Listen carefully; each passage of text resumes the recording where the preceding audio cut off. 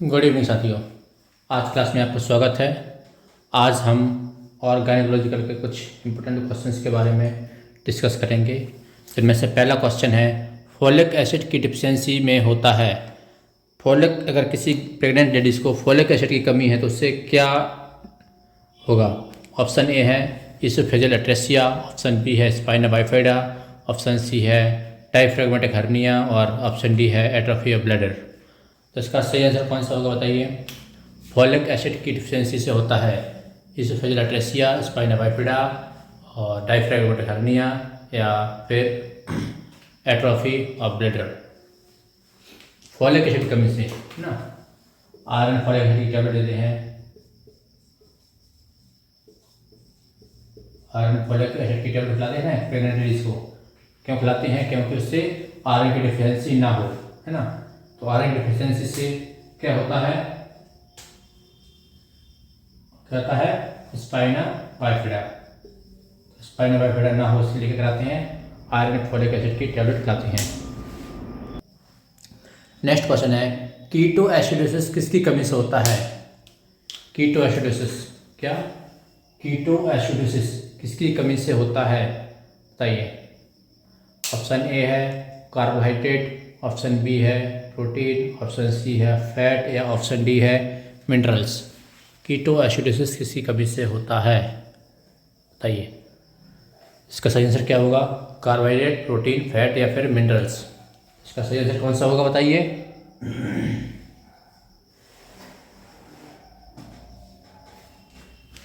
Keto acidosis किसका कमी से होगा? कार्बोहाइड्रेट, प्रोटीन, फैट या फिर मिनरल्स। तो इसका सही आंसर क्या होगा? किस कमी से होगा? कार्बोहाइड्रेट कमी से। किसकी कमी से? कार्बोहाइड्रेट। कार्बोहाइड्रेट कम होगा तो क्या होगा? शरीर में कार्बोहाइड्रेट एनर्जी कौन देता है? कार्बोहाइड्रेट देता है एनर्जी। जब कार्बोहाइड्रेट नहीं होगा तो प्रोटीन का मेटाबॉलिज्म होगा। प्रोटीन का मेटाबॉलिज्म होता है तो क्या होता है? कीटोन बॉडीज रिलीज होती हैं। तो कीटोन बॉडीज क्या होती हैं? वो एसिडोसिस कराती हैं। तो क्या होगा? कीटो एसिडोसिस किसकी कमी से होता है? कार्बोहाइड्रेट की कमी से। नेक्स्ट क्वेश्चन है, कॉन्ट्रैक्शन स्ट्रेस टेस्ट CST कहलाता है। तो ये कॉन्ट्रैक्शन स्ट्रेस होता है स्ट्रेस टेस्ट, CST क्या कहलाता है? ऑप्शन ए है ऑक्सीटोसिन चैलेंज टेस्ट है, ऑप्शन बी है स्ट्रेस टेस्ट है, ऑप्शन सी है दोनों ए और बी या ऑप्शन डी इनमें से कोई नहीं।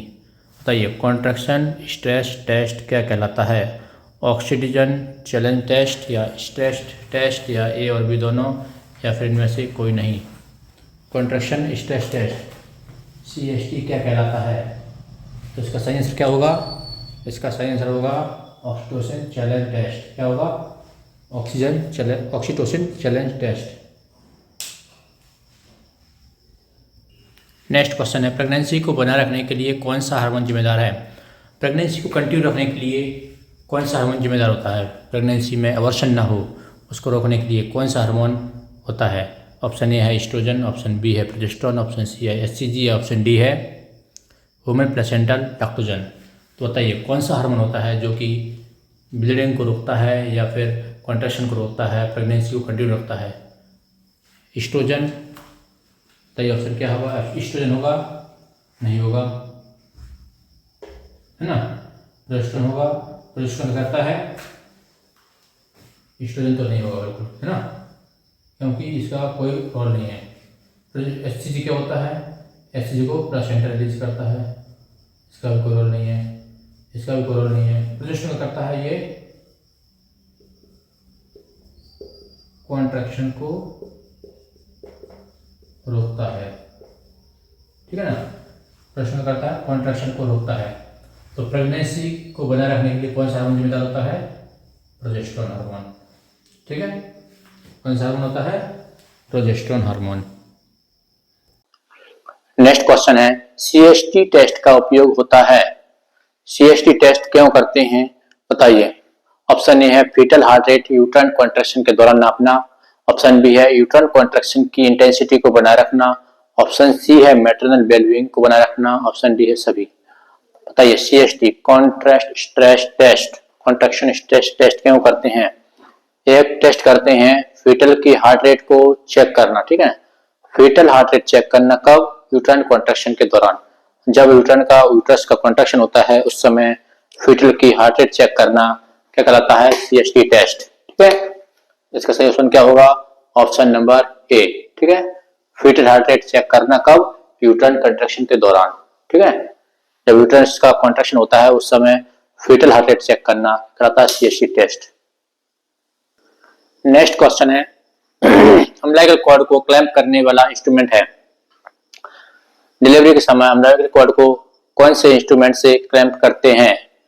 तो ऑप्शन ए है Allis tissue forcep, option B है Kocher's haemostatic forcep, option C है long straight haemostatic forcep, option D है सभी। बताइए, अम्बिलिकल कॉर्ड को क्लैंप करने के लिए कौन से इंस्ट्रूमेंट का उपयोग किया जाता है? एलिस टिश्यू फोर्सेप या कोचर्स हेमोस्टेटिक फोर्सेप या लॉन्ग स्टेट हेमोस्टेटिक फोर्सेप या फिर सभी। तो इसमें उपयोग किया जाता है कौन सा है? ऑप्शन इसका सही आंसर है option number B, Kocher's haemostatic forcep. Kocher's haemostatic forcep जो होती है वो अम्बिलिकल कॉर्ड को क्लैंप करते हैं। ठीक है, अम्बिलिकल कॉर्ड को क्लैंप करने के लिए उपयोग किया जाता है। इसका सही ऑप्शन कौन सा होगा? Option number B. Next question है normal vaginal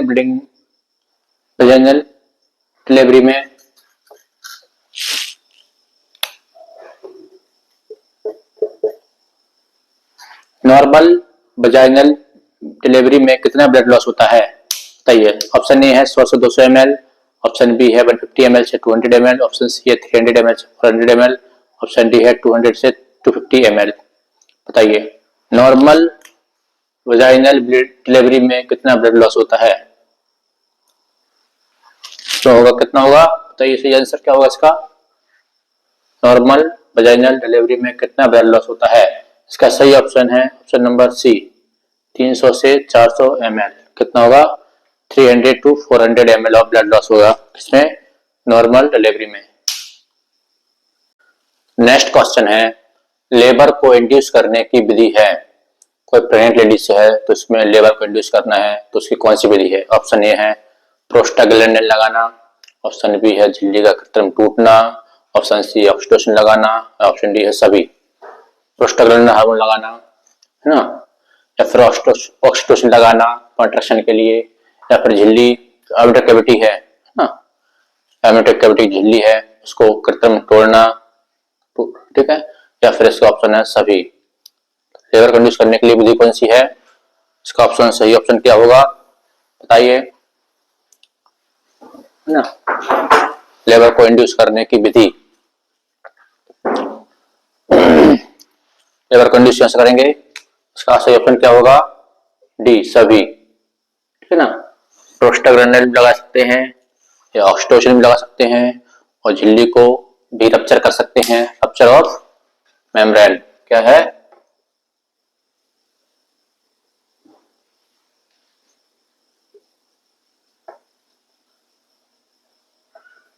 rupture of membrane, membrane का रप्चर करना।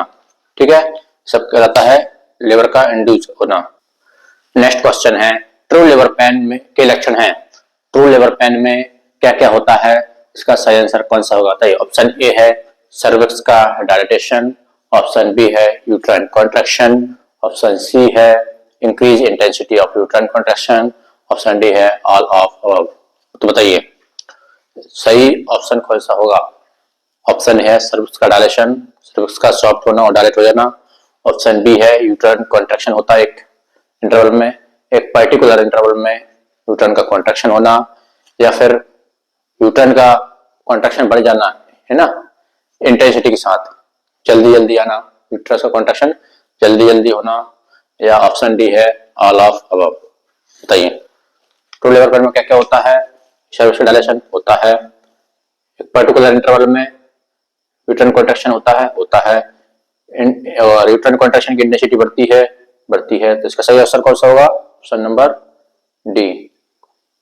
इसका राइट आंसर क्या है? Option number D, true labour pain. ठीक है, ट्रू लेबर पेन में क्या होता है? सर्विक्स डायलेशन होता है, यूट्राइन कॉन्ट्रैक्शन होता है और यूट्राइन कॉन्ट्रैक्शन की इंटेंसिटी भी बढ़ती है। ठीक,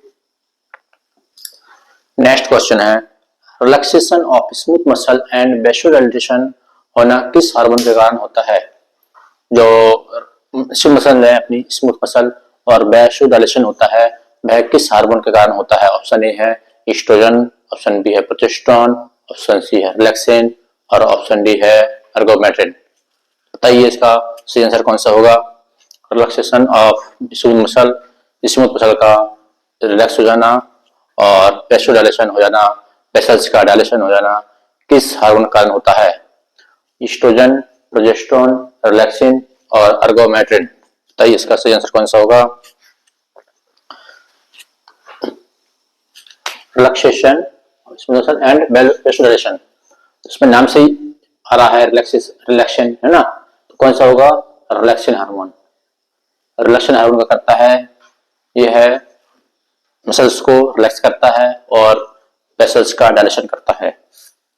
ठीक है, आया समझ में? तो जिस कारण क्या होता है, प्रेगनेंसी में क्या होता है? प्रेगनेंसी में क्या होता है? बीपी जो होता है लो होता है ना? बीपी क्या हो जाता है? लो। क्यों होता है लो? क्योंकि वेसल्स क्या होती है? डाइल्ट हो जाती है। वेसल्स डाइल्ट होगा तो बीपी, वेसल्स पहले ऐसी पतली थी, फिर हो गई मोटी हो गई, तो बीपी का प्रेशर क्या हो जाएगा? ब्लड का प्रेशर कम होगा, इससे बीपी क्या होगा? लो हो जाएगा, है ना? तो क्या बोलते हैं? फिजियोलॉजिकल ब्लड प्रेशर का लो हो जाना, है ना? नेक्स्ट क्वेश्चन है, प्रोलॉन्ग्ड लेबर का कारण क्या है? बताइए। प्रोलॉन्ग लेबर मतलब डिलीवरी का टाइम, डिलीवरी में ज्यादा टाइम लगना, है ना? इसका ऑप्शन है यूट्राइन को इनर्शिया होना, या सर्वाइकल डिस्टोसिया होना, या फीटल प्रेजेंटेशन गलत होना, ऑप्शन डी है सभी। बताइए। Uterine inertia, cervical dystocia, foetal presentation या फिर सभी। प्रोलॉन्ग लेबर का कारण, प्रोलॉन्ग लेबर मतलब लेबर में डिलीवरी में टाइम लगना, है ना? ड्यूरेशन ज्यादा हो जाना।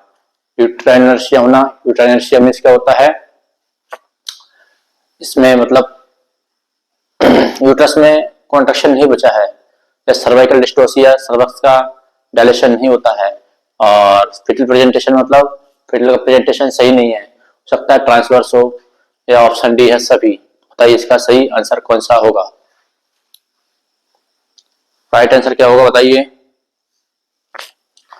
प्रोलॉन्ग लेबर का कारण क्या हो सकता है? ये भी हो सकता है, ये भी हो सकता है, ये भी हो सकता है, ऑप्शन डी सभी। तो इसका होगा आंसर सभी। यूट्राइन इनर्शिया होगा, डिस्टोसिया होगा और फीटल प्रेजेंटेशन सही नहीं हो सकता है। इसका आंसर होगा सभी। ठीक है, option number D. Next question है, ब्रीच प्रेजेंटेशन के सामान्य कारण है।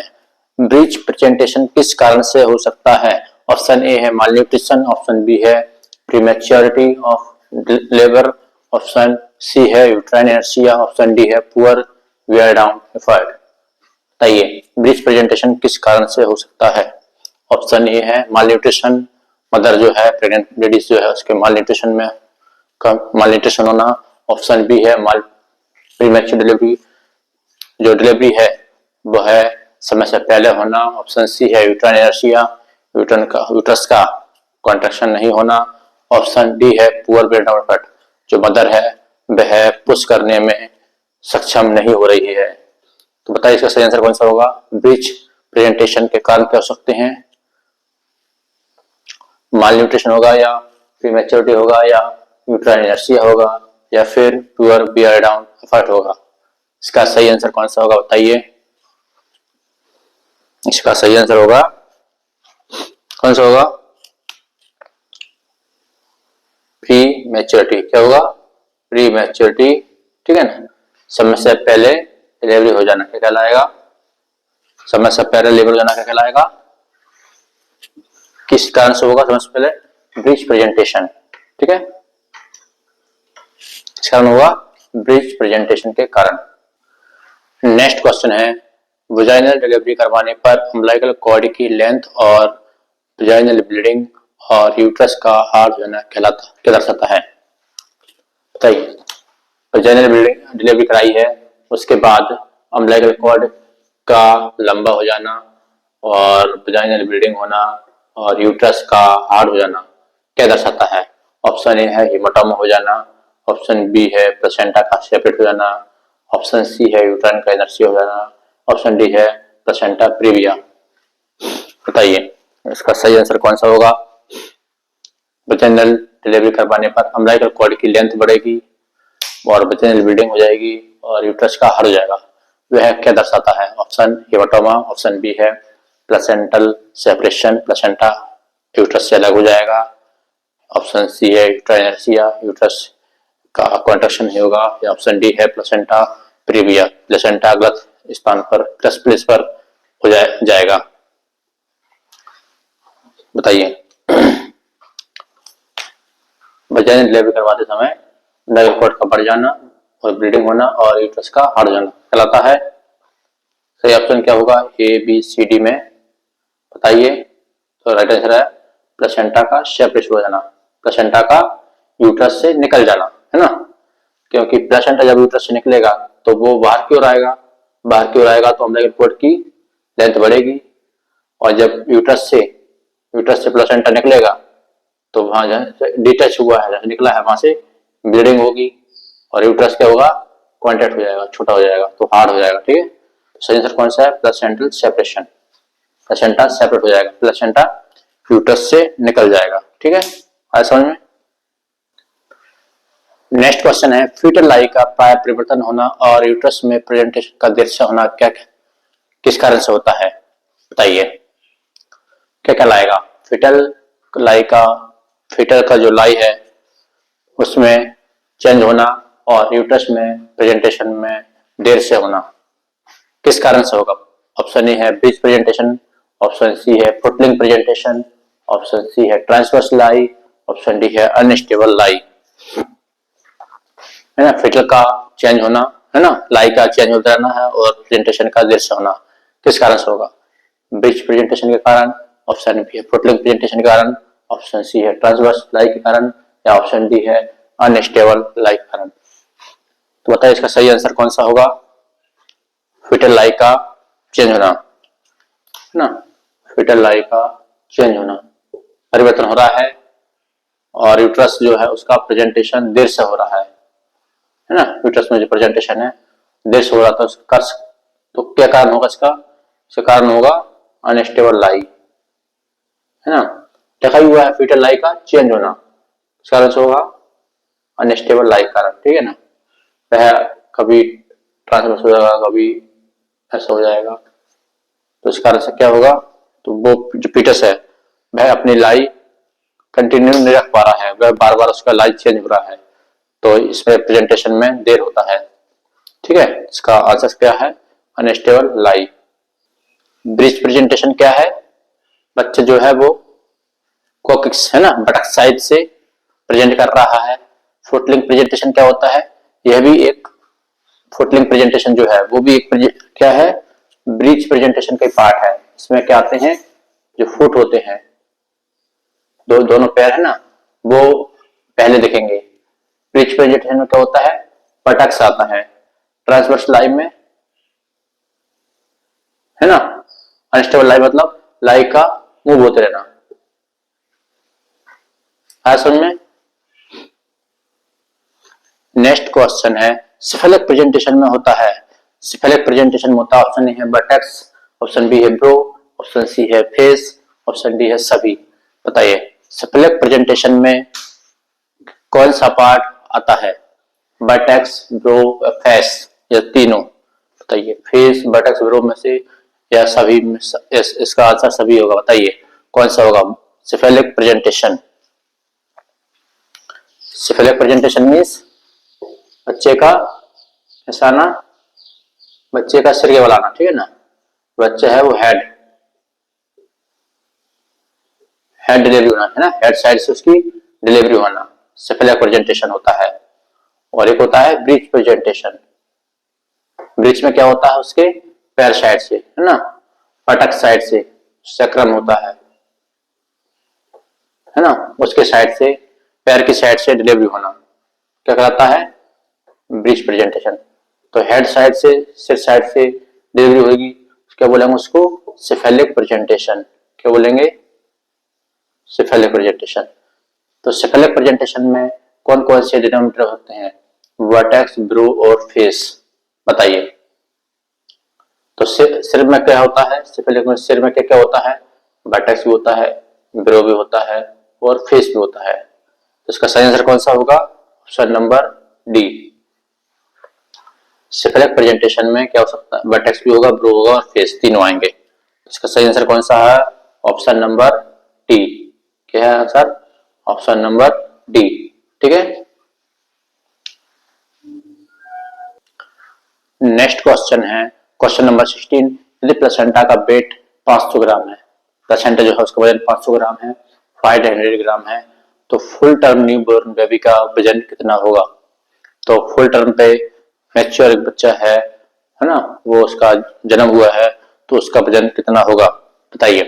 प्लेसेंटा का वेट अगर 500 ग्राम है तो न्यूबॉर्न बेबी का वजन कितना होगा। ऑप्शन ए है 2 किलो 2 केजी, ऑप्शन बी है 3 केजी, ऑप्शन सी है 4 केजी या ऑप्शन डी है 5 केजी। बताइए, एक प्लेसेंटा का वेट 500 ग्राम है और एक फुल टर्म न्यूबॉर्न बेबी का वेट कितना होगा, 2 केजी, 3 केजी, 4 केजी और 5 केजी। बताइए, इसका सही आंसर कौन सा होगा।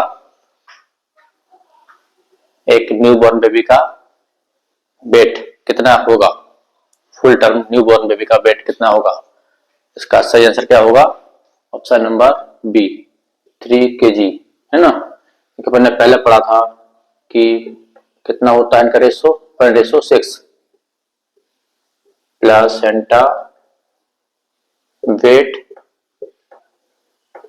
और बेबी का वेट, ठीक है ना। क्या था अपन ने, प्लेसेंटा वेट और बेबी का वेट रेशो कितना था, 1:6। मतलब अगर एक पार्ट होगा प्लेसेंटा, 6 पार्ट होगा बेबी वेट। ऐसा 500 ग्राम हो गया प्लेसेंटा, तो इसका 6 टाइम 6 गुना क्या होगा बच्चे वजन, तो कितना होगा 3 केजी। ठीक है,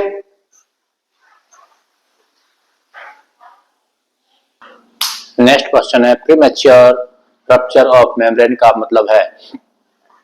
जो प्रीमैच्योर रप्चर हो जाना मेम्ब्रेन का, है ना, उसका अर्थ है ऑप्शन ए 26 वीक से पहले रप्चर हो जाना, ऑप्शन बी है 36 वीक पर रप्चर होना, या ऑप्शन डी सी है 37 वीक से पहले रप्चर होना, ऑप्शन डी है लेबर के 24 घंटे पहले रप्चर होना।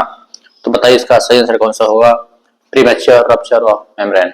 मेम्ब्रेन का समय से पहले रप्चर हो जाना कहलाता है 26 वीक से पहले रप्चर होना, या फिर 27 वीक पर रप्चर होना, 37 वीक पे 37 वीक पे रप्चर होना, या 37 वीक से पहले रप्चर हो जाना, या फिर 24 घंटे पहले रप्चर हो जाना। बताइए, प्रीमैच्योर रप्चर ऑफ मेम्ब्रेन का मतलब होता है, क्या होता है, ऑप्शन नंबर ए 26 वीक से पहले रप्चर हो जाना, जबकि प्रेगनेंसी शुरू होने से पहले रप्चर हो जाना ना, 26 वीक से पहले रप्चर हो जाना, या फिर प्रीमैच्योर रप्चर का मतलब होता है और क्या, या फिर क्या होता है, लेबर के शुरू होने से पहले रप्चर होना।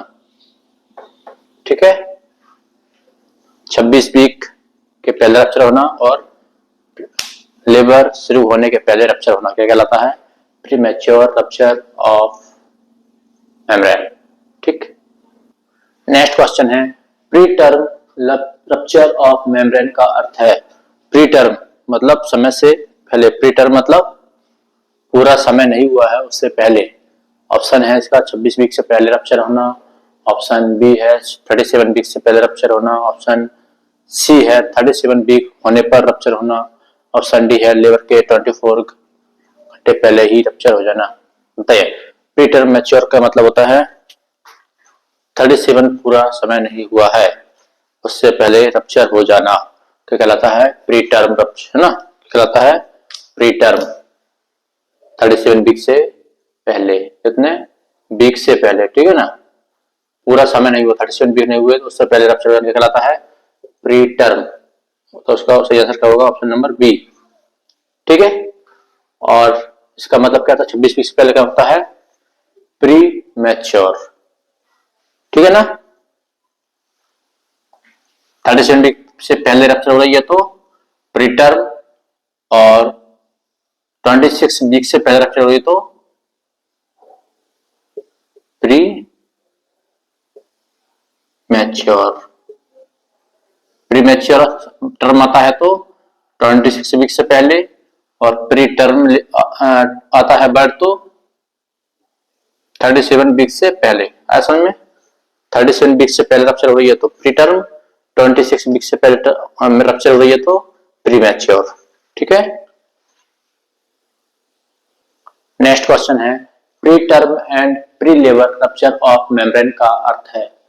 बताइए, प्री टर्म और प्री लेबर, समय से पहले और प्रेगनेंसी स्टार्ट होने से पहले, मतलब लेबर होने से पहले अगर रप्चर होती है मेम्ब्रेन तो उसको क्या बोलेंगे। ऑप्शन ए है 26 वीक से पहले रप्चर होना, ऑप्शन सी बी है 37 वीक से पहले रप्चर होना, ऑप्शन सी है 36 वीक पर रप्चर हो जाना, या फिर ऑप्शन डी है लेबर के 24 घंटे पहले रप्चर होना।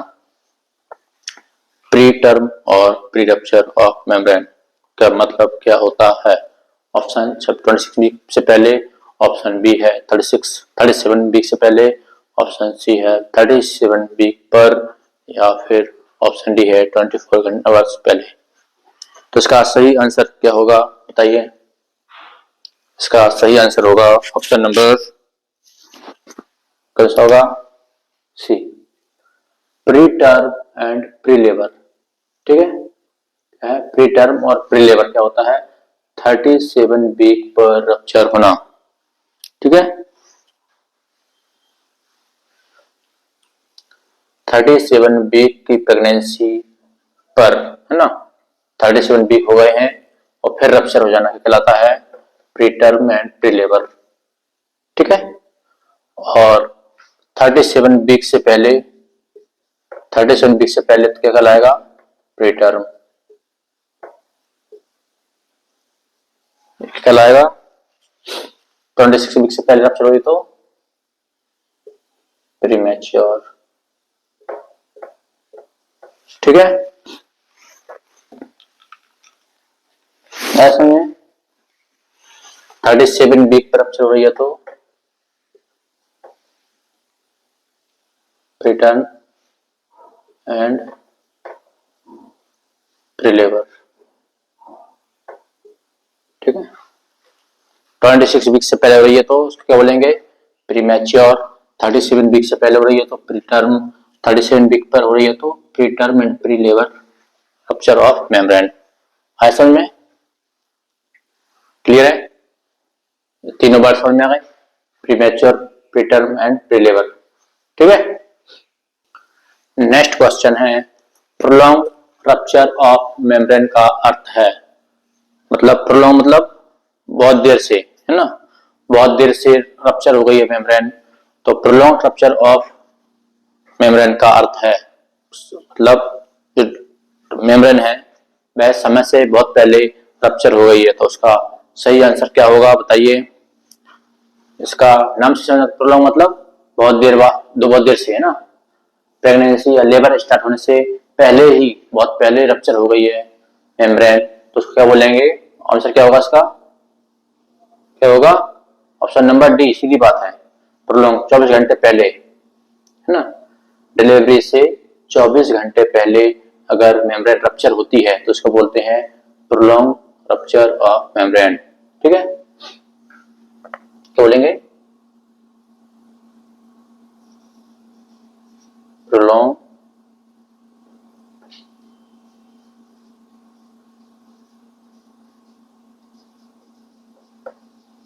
रप्चर ऑफ मेम्ब्रेन, ठीक है। लेबर के 24 घंटे पहले अगर रप्चर होती है तो, मतलब लेबर होना है कल और आज अगर रप्चर होती है तो उसको बोलेंगे प्रोलॉन्ग रप्चर ऑफ मेम्ब्रेन, ठीक है। 24 घंटे पहले रप्चर होना, लेबर के 24 घंटे पहले रप्चर होना कहलाती है प्रोलॉन्ग रप्चर ऑफ मेम्ब्रेन। तो ये टर्म याद रखना है, ठीक है।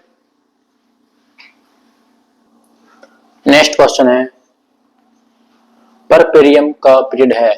परपेरियम होता है लेबर होने के बाद का समय, वह कितने पीरियड के लिए होता है? ऑप्शन ए है 6 वीक, ऑप्शन बी है 28 डेज, ऑप्शन सी है 1 वीक और 2 मंथ। बताइए परपेरियम का पीरियड कितने समय के लिए होता है? 1 वीक, 28 डेज, 6 वीक या फिर 2 मंथ। बताइए परपेरियम क्या होता है? परपेरियम होता है डिलीवरी होने के बाद का समय, वह कितने समय के लिए होता है? 1 सप्ताह के लिए, 28 दिन के लिए, या 6 सप्ताह के लिए, या फिर 2 महीने के लिए? बताइए बताइए 1 सप्ताह या 28 दिन या फिर 6 सप्ताह या फिर 2 महीने? बताइए सही आंसर क्या होगा? परपेरियम का पीरियड कितने समय के लिए होता है? इसका सही आंसर है ऑप्शन नंबर सी 6 वीक, है ना, 1.5 महीने के लिए। 6 वीक के लिए क्या होता है? परपेरियम का पीरियड होता है, ठीक है। असल में नेक्स्ट क्वेश्चन है, परपेरियम शुरू होता है। बताइए परपेरियम क्या है? डिलीवरी होने के बाद का समय, ठीक है ना। कितने सप्ताह का होता है? 6 सप्ताह का होता है। और परपेरियम शुरू कब होता है? बताइए ऑप्शन ए है फीटस के बाहर निकलने पर, ऑप्शन बी है प्लेसेंटा के बाहर निकलने पर, ऑप्शन सी है ब्रेस्ट फीडिंग शुरू करने पर, ऑप्शन डी है लेबर शुरू होने पर। बताइए परपेरियम कब स्टार्ट होता है? फीटस बच्चे डिलीवरी होने के बाद, या प्लेसेंटा के बाहर निकलने पर, या ब्रेस्ट फीडिंग पर, या फिर लेबर शुरू होने पर? तो इसका सही आंसर क्या होगा? बताइए परपेरियम शुरू कब होता है, इसका स्टार्ट कब से होता है? तो इसका सही आंसर है ऑप्शन नंबर, बताइए बी। क्या होगा? ऑप्शन नंबर बी, ठीक है। ऑप्शन नंबर बी इसका सही आंसर होगा। कब होगा? प्लेसेंटा के बाहर निकलने पर, ठीक है। प्लेसेंटा के बाहर निकलने पर क्या होता है? परपेरियम स्टार्ट होता है। नेक्स्ट क्वेश्चन है, एटॉनिक यूट्रस का मैनेजमेंट है। बताइए अगर किसी प्रेग्नेंट लेडीज का यूट्रस एटॉनिक है, उसमें टोन नहीं है, उसमें कॉन्ट्रैक्शन नहीं हो रहा है, तो उसका क्या मैनेजमेंट करेंगे? ऑप्शन ए है यूट्रस का मसाज करेंगे, ऑप्शन बी है मेथार्जिन इंजेक्शन देंगे, ऑप्शन सी है ऑक्सीटोसिन इंजेक्शन देंगे, ऑप्शन डी है सभी। एटॉनिक यूट्रस का मैनेजमेंट क्या करेंगे? एटॉनिक मतलब इसमें टोन ना हो, इसमें कॉन्ट्रैक्शन ना हो, उसका मैनेजमेंट क्या होगा? ऑप्शन ए है मसाज करेंगे, ऑप्शन बी है मेथार्जिन इंजेक्शन देंगे, ऑप्शन डी ऑक्सीटोसिन इंजेक्शन लगाएंगे, ऑप्शन डी है सभी। तो इसका सही आंसर कौन सा होगा? बताइए। टॉनिक मतलब इसमें टोन नहीं है, टोन नहीं मतलब उसका कॉन्ट्रैक्शन नहीं हो रहा है। कॉन्ट्रैक्शन नहीं होगा तो क्या होगा? बच्चे की डिलीवरी, नॉर्मल डिलीवरी नहीं होगी, है ना। डिलीवरी होने के लिए क्या जरूरी है? कॉन्ट्रैक्शन, यूट्रस का कॉन्ट्रैक्शन होना जरूरी है। यूट्रस का कॉन्ट्रैक्शन नहीं होता है तो क्या होता बोलते हैं उसको? जब यूट्रस कॉन्ट्रैक्शन नहीं होता तो क्या बोलते हैं उसको? Atonic uterus. तो इसका मैनेजमेंट क्या है? मसाज भी करेंगे, सही बात है, मेथार्जिन इंजेक्शन भी दे सकते हैं और ऑक्सीटोसिन इंजेक्शन भी दे सकते हैं। तो इसका सही आंसर क्या है? Option number D. क्या है? ऑप्शन नंबर डी इसका सही आंसर है, ठीक है। असल में तो आज के लिए क्लास है, क्लास आपको अच्छी लगे तो लाइक कीजिए, सब्सक्राइब कीजिए, ठीक है। और नेक्स्ट क्लास करते हैं कल। धन्यवाद।